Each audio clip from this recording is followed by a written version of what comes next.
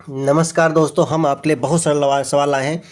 सवाल कह रहा है एक समांतर श्रेणी में 50 पद है जिनमें से तीसरा पद 12 तथा अंतिम पद 106 है, तब 29वां पद ज्ञात कीजिए। देखिए यार क्या कहे कि माना समांतर श्रेणी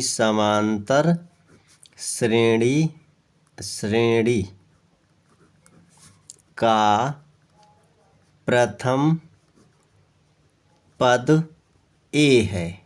ठीक है, हमने ए मान लिया, तथा सर्वांतर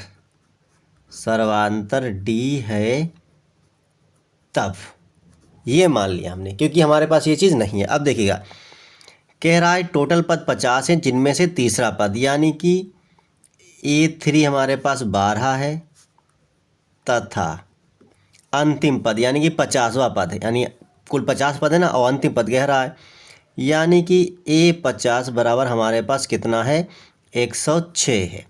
ठीक है, अब 29वां पद ज्ञात करवा रहा है, तो देखिए इसको ऐसे हल कर लेते हैं। किसको लिखते हैं, A3 को कैसे लिख सकते हैं, A3 को लिख सकते हैं A प्लस इससे कम कर दो 2D। ठीक है, तो ये क्या है, तो A3 का मान हमारे पास है 12, यानी 12 बराबर A प्लस 2D, ये समीकरण 1। ठीक है, ऐसे ही 50 वाले को कैसे लिख सकते हैं हम, A50 बराबर A प्लस 50 से कम होता है 49D, इस हिसाब से लिख सकते हैं। और A50 का मान है 106, तो बराबर A प्लस 49D, और ये समीकरण हमारा 2 हो जाएगा। अब इन समीकरणों को हम कर लेते हैं पास पास, यानी कि पहले इसको लिख लेते हैं और इसको बराबर लिख देते हैं इधर में, कोई दिक्कत नहीं है। तो A प्लस 2D बराबर 12, और इसके लिए A प्लस 49D बराबर 106, समीकरण 2। ये चिन्ह संख्याएं बराबर, चिन्ह बराबर तो लिख देंगे घटाने पर निशान बदल जाते हैं, ये कट जाएगा, और 49D है, 49D से 2D गया तो 47D बचेंगे, लेकिन बचेंगे माइनस की, माइनस गिनती बड़ी है, ये संख्या माइनस की बड़ी, घटा दिया। 6 घट 106 से 12 जाएंगे तो यहाँ 6 कम करो 6 बचेंगे, और 100 में से 6 गए तो कितना बचेगा, 94, माइनस माइनस कट जाएगा हमारा, और 47 दूनी 94 ही होता है, तो D बराबर हमारा 2 हो गया। अब D बराबर हमारा जब 2 हो गया तो D का मान समीकरण 1 रख देते हैं। D का मान समीकरण 1 में रखने पर रख देते समीकरण 1 में, तो समीकरण 1 हमारा ये रहा, तो A प्लस 2 और D है साथ में, तो गुणा में 2D का मान बराबर 12, तो A प्लस 2 दूनी 4 बराबर 12, A प्लस 2 दूनी 4 बराबर में 12, ये 4 इधर गया, तो A बराबर 12, 4 इधर गया तो माइनस का 4, तो A बराबर 12 में से 4 गए तो कितना बचेगा, 8 बचेगा। अब 29वां पद निकलवा रहा है, तो 29वां पद निकल आएगा, यानी कि A29 बराबर हो जाएगा A प्लस 28D, 28 इसे कम होता है D, 28D, तो A हमारा है 8 प्लस 28 गुणे D हमारा है 2, तो 8 प्लस 28 दूनी होता है 56, और 56 और 8 कितना हो जाएगा, हो जाएगा 64। तो इस प्रकार से ये हमारा 64 हो गया। ठीक है, चलिए एक सवाल और देखते हैं। यह सवाल भी बहुत सरल कह रहा है, n के किस मान के लिए दोनों समांतर श्रेणियों 63 फिर 65 फिर 67 और 3 10 17 के n पद बराबर होंगे। मतलब वो कह रहा देखो ये कम गिनती, ये गिनती बढ़ रही है, और ये गिनती ये भी बढ़ रही है, और ये भी बढ़ रही है, तो ये कह रहा है कि ऐसा कौन सा पद होगा जहाँ पर ये दोनों एक ही संख्या लाएंगे। तो ठीक है, चलो देख लेते हैं। सबसे पहले प्रथम श्रेणी के लिए निकाल लेते हैं कि प्रथम समांतर श्रेणी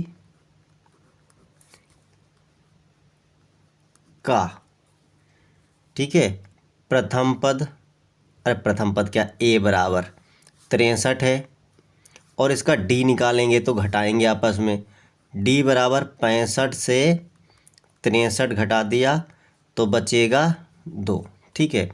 द्वितीय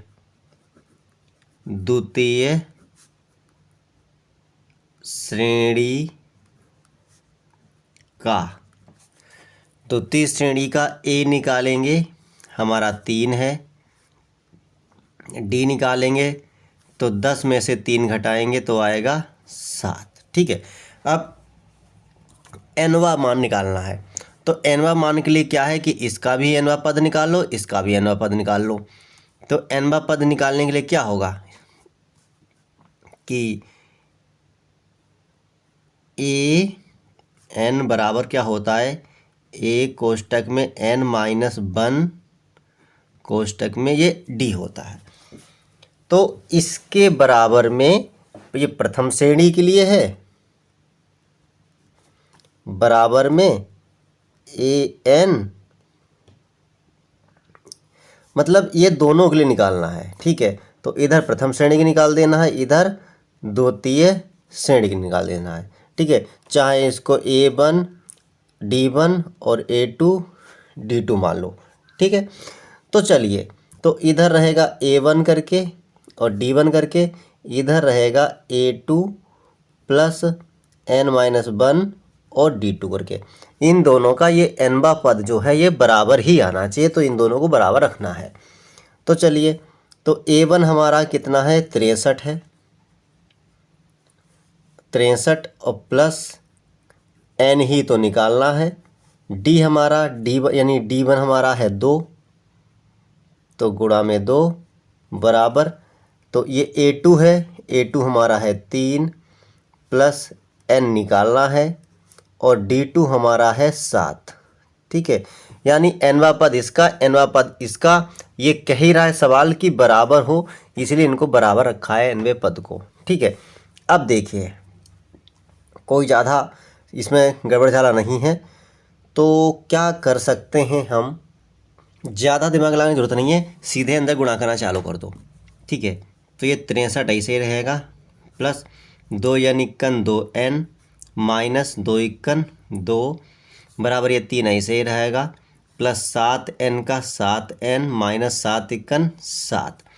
अब सही है, अब देखिए क्या सही है कि 7n इधर बड़ा है, और पहले ये घटाई लेते हैं, 63 में से 2 गए 61 प्लस 2n बराबर, और ये घटाएंगे तो माइनस गिनती, फिलहाल ये 7n लिख लो, और ये माइनस गिनती बड़ी, माइनस लगा दो, तो 7 में से 3 गया 4 रहेगा। अब देखिए, ये 7n या 2n है, तो 2n को इधर ले आओ, तो 7n पहले है, 2n इधर जाएगा तो माइनस का 2n बराबर, इसको इधर लाए, इधर खाली 61 बचा, तो 61, ये माइनस का 4 इधर आएगा, प्लस का 4 हो जाएगा, 7 में से 2 गए 5 बचेगा, n 7 में है, और 61 और 4 कितना हो जाएगा, 65 हो जाएगा, 5 से काटेंगे तो 13 पंचे 65 हो जाएगा, n बराबर कितना आ गया, 13, यानी कि 13वां पद हो गया, यानी जो 13वां पद है वो बराबर होगा, ठीक है ना। चलिए एक सवाल और देख लेते।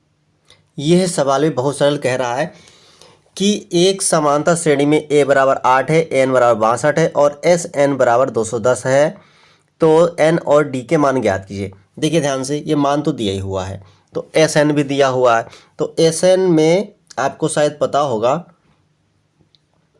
Sn बराबर यानी कि हमको दिया हुआ है, अरे दिया हुआ छोड़ो भाई, Sn बराबर होता है n/2 a प्लस an, इस हिसाब से होता है, ठीक है। तो Sn हमारे पास 210 है, 210 लिख दिया, n हमारे पास है नहीं क्योंकि n भी निकलवा रहा है ये, तो n/2, a हमारे पास है 8 और an हमारे पास है 62। अब देखिए ये दोनों जुड़ जाएंगे, ये दोनों जुड़ के कितना हो जाएंगे, 70 हो जाएंगे, तो n/2 गुणा में हो गया 70, और ये 210 ऐसे लिखा रहा। अगर ये कटने वाली गिनती ना होती तो इसकी सी गुणा हो जाती, फिलहाल अभी कट जाएगा तो कितना हो जाएगा 35, और ये इधर भी कट जाएगा। कैसे? अब चाहे बटे में रख के काटो, चाहे ऐसे काटो, कोई दिक्कत नहीं, और चाहे ऐसे काट दो। 7 पंचे 35 और 7 यहाँ 21, 30 हो गया, और 5 छक्का 30, यानी n बराबर 6 आ गया। n बराबर कितना आ गया? 6 आ गया। अब देखिए ध्यान से, n बराबर 6 आ चुका है, और a n बराबर 62 है, तो a n बराबर हमारा कितना है? 62 है, और n बराबर 6 आ गया है, तो n की जगह पर क्या रख देंगे? 6, ठीक है। बराबर में कितना है? 62, और n बराबर जब 6 होता है तो इसका सूत्र क्या होता है? इसका सूत्र होता है, यानी कि यहाँ पे लिखो, अगर n बराबर 6 तो होगा सूत्र a + 5d, ये होगा। यानी कि इसकी जगह पर हम ये लिख सकते हैं, तो a + 5d बराबर 62, यानी चूंकि लगा दो चलो, इसलिए अब a हमारे पास तो है नहीं, तो हमने क्या लिख दिया? a + 5, एक a तो हमारे पास है, a हमारे पास 8 है भाई, हमारे पास प्रश्न में a बराबर 8 दिया हुआ, 8, 5 और d ऐसे, और ये 62, इससे निष्कर्ष क्या निकला? ये 8 इधर जाएगा, तो 5d बराबर 62, ये 5 इधर, 8 इधर जाएगा, तो माइनस का 8, तो क्या हो जाएगा? 5d, यानी कि पहले घटा लो यहाँ पे, 62 से 8 गया, यानी कि बचेगा 54, और d का 5 आ जाएगा इसके बटे में, d बराबर, और चाहे इसे लिख लो, एक फिलहाल ये बचा। अब d बराबर क्या आ गया? d बराबर आ गया हमारा 54/5, यानी कि अतः हमारा n बराबर 6 आया है, और d बराबर 54/5 आया है। तो कैसा लगा सवाल? अच्छा लगा हो तो लाइक से कमेंट करें, फिर मिलते हैं अगले वीडियो में।